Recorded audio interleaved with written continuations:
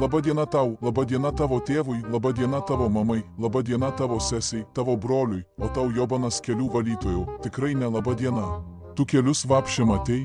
Žmonės ant Dvacoko velkasi 70 greičio zonose, į darbą vėluoja, kol jūs ten tam savo sniego valytuve bimbalus tampot. Pas jūs gal tie GPS sekikliai Pokemonus rodo kur gaudyt, o ne kur miesto kelius valyt. Žieduose L-drifto pasikūręs, net rankinio traukt nebereik. Ir aš čia tik apie miesto kelius dabar kalbu.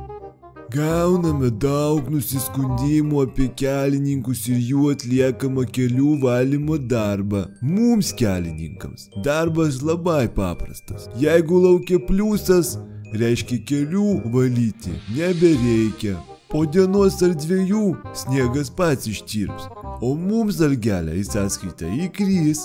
Jūs naktį miegat šiltose lovose, o mes naktį valom užsnigtus kelius, kad jūs ryte atsikėlę galėtumėt važinėti švariomis gatvėmis. Deja, čia tik teorija. Praktika juk visada kitokia. O kol kas linkiu žietsavęs, neapsikraut, patarimas su savo mašinom pravažinėti kelius ir bėdų nebus. O šiaip žiemą geriausia transporto priemonė - peška mobilis. Eikit praseit, grynų orų pakvėpuot, sniego senį pastatyt, atsigulkit ir padarykit angelą šunų numištam geltonam sniege. Dabar pakalbėkim apie kiemo kelius. Iš kiemo išvažiuot tai jau atskira istorija. Atsimenat, mūsų tėvai mums pasakojo istorijas, kaip žiemą eidavo į mokyklą, per pugas, per tornadus, per pusnis, per Everestus.